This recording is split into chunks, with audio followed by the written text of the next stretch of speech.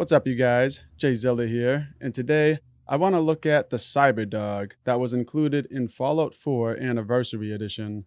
Half dog, half machine, part bark, in all Byte. The Cyberdog is the ultimate in good boy technology. Ever versatile, this loyal companion can be programmed to respond to over 100 different names. Now we just gotta go to the Nahant Oceanographic Society. And I did try this quest earlier and it didn't show up. And I figured out that I had to reinstall the quest to get it to work. For some reason, the creation wasn't downloaded. So keep that in mind. On the Anniversary Edition, you might have to go into the Creation Club and download some of them. Approximately 70% information updated. Approximately 97% of all life on the planet is found. Information updated. And here's the Holotape. Karishma's research logs. The average depth.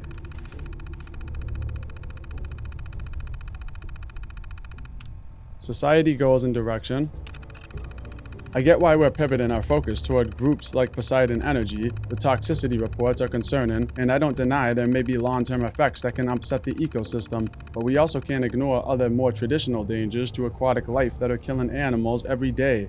Over 100,000 marine animals die each year from plastic entanglement, and I'd be willing to bet a tenth of those deaths are from ocean dump sites like the Nahant junkyard. Just because I choose to focus on these real and insidious problems besieging our oceans doesn't mean I'm a mole for the energy lobby, and I am offended at my colleagues' suggestions that I am. An environmentalist's best friend. It seems like the only person who bothers to listen to me isn't a person at all, but one of the strays who come by the society for food. He's a good dog, a very, very good dog, and an attentive one. It could be the hunger that motivates him, but he has a nose for spotting areas that have been disturbed by people. As such, I've decided to take him on my trips to the junkyard.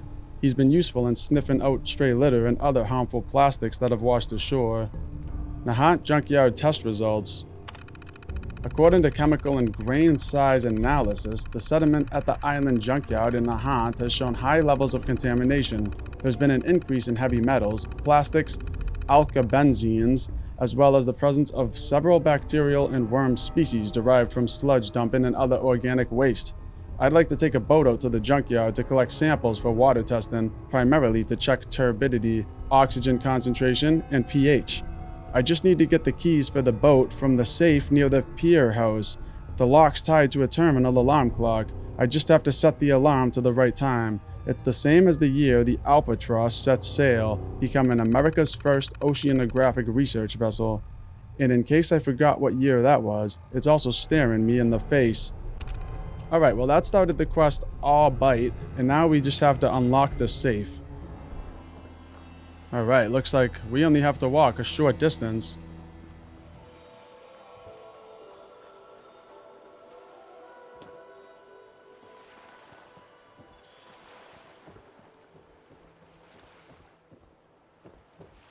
Oh no.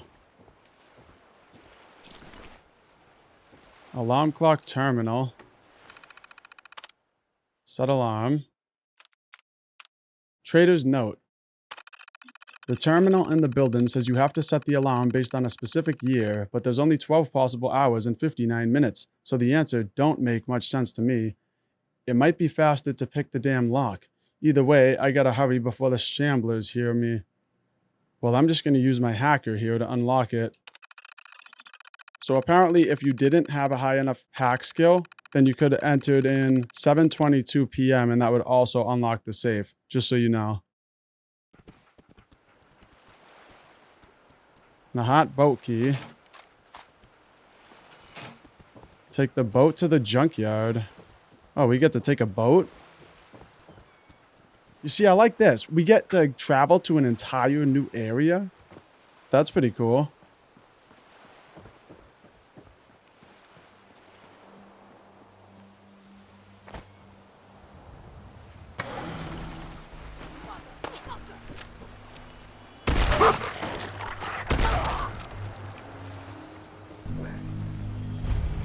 Discovered the junkyard.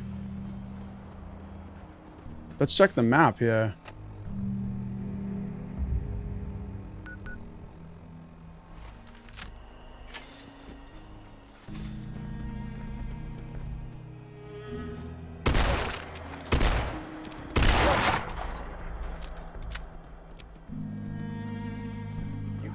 joking.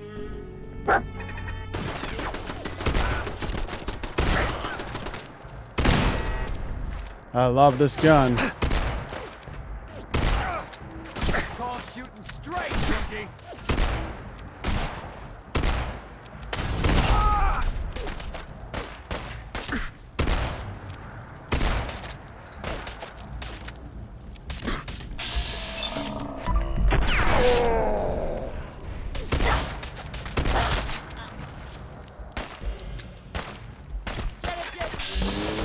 Flee.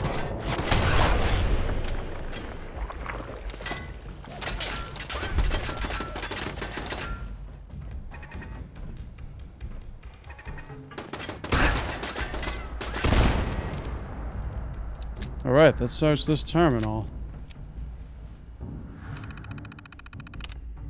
Lee's logs. Our new base. We needed a base, a place of our own. Problem is, all the good spots were taken by somebody. The subway, the bases, the radio station, the racetrack, the bowling alley, the suburbs, the museums, the library, the theater, the docks, the train depot, the warehouse, the department store, the highways, the lakes, all taken. Even the goddamn giant holes in the ground, taken. Everywhere in the Commonwealth worth of shit had squatters living in it like a gang of gun-toting mole rats. So my boy Muffler tells me, why not go outside the Commonwealth? So we fixed up a boat, sailed out to this junkyard, and put a gun to its only residence, some old skin rash and her dog. Now we get ourselves a base. Junkyard arena. I get the idea for turning the yard into an arena. From who else? Muffler. He has all the best ideas. It was his plan to trade junkyard scraps for animals. The fights keep the boys entertained and the loser ends up lunch. Of course, not every animal needs to be meat. Some are way too entertaining and way too fucking expensive to lose, but Muffler had an idea for that too. He gets me to dig up the zombie's old terminal logs, and it turns out she's a doctor or scientist or something like that. I was going to feed her to Mr. Hugs, but Muffler tells me if she's a doc, why not have her fix the animals up before they turn into roadkill? And I thought, wow, that's brilliant. Why didn't I think of that? But that's what makes him Muffler and not me. The boys asked me one time, what's Muffler look like? And I thought, what kind of stupid question is that? He looks like what he looks like. Doc's little Cyberdog. You can't keep secrets from Muffler. He's real good at figuring out what people fear and making it a reality. At some point, you're either gonna spill the beans or spill your guts. Me, I'm more of a carrot than a stick person. Like the other day, I shoved a carrot so far down the scabbard's eye, he practically begged me to dig up his cap stash. As far as secrets go, I've always suspected all the wires and gears in that Cyberdog's head were meant for more than just picking up litter. Now we know it was pre-war military. I wonder what would happen if we put it in the arena with the other mutts. For now, I'll leave it be, but if the doc doesn't do her job, it might be another carrot to shove down her throat. Doc's holding out. Muffler says the doc's fucking with us, and I think he's right. The Radstag and the mole rats were bad enough, but we lost the fucking Yaogwai because she couldn't bother to heal it. You think those fuckers grow on trees? Well, I looked, and they don't. Anyway, the shuffler keeps telling us she's not that kind of duck. I told her she's fucking lying. How many kinds of ducks are there? 2 at most.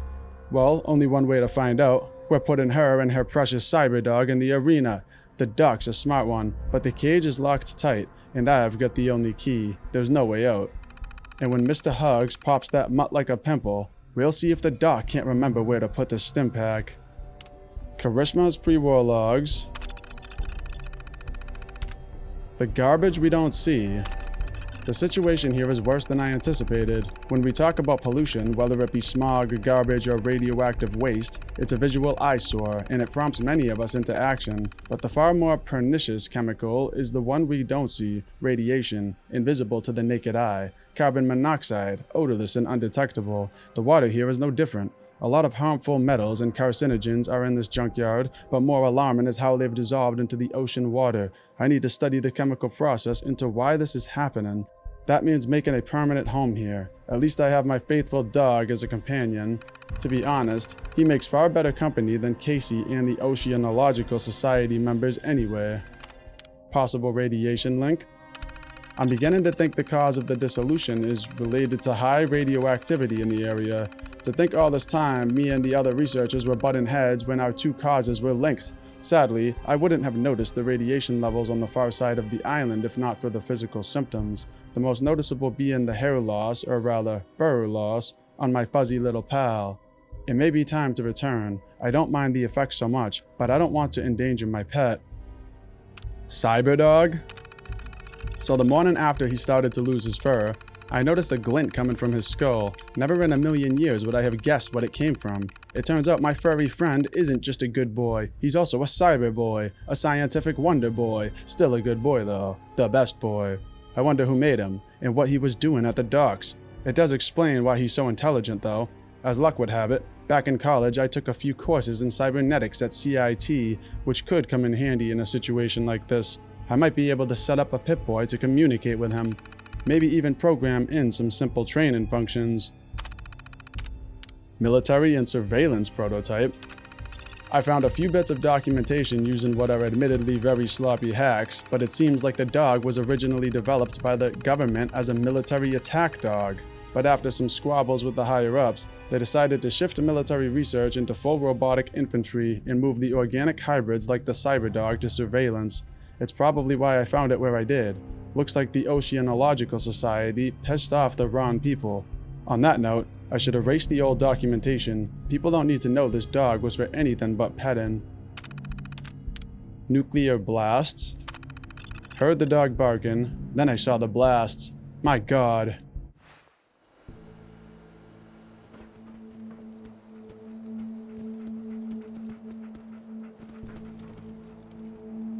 Junkyard boxcar key.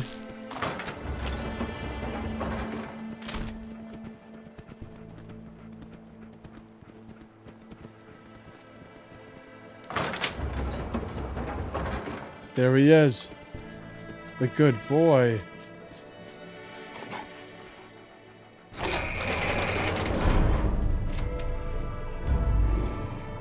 And that completes it.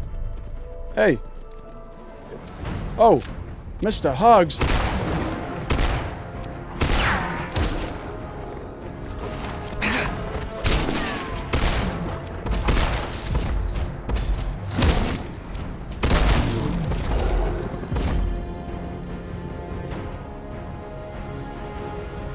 Nice.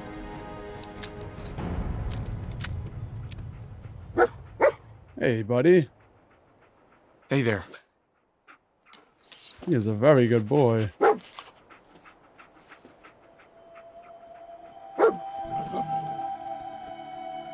Control. Excuse me.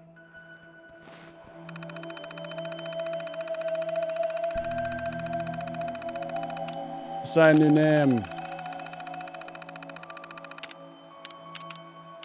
Alright, I gotta pick from these names.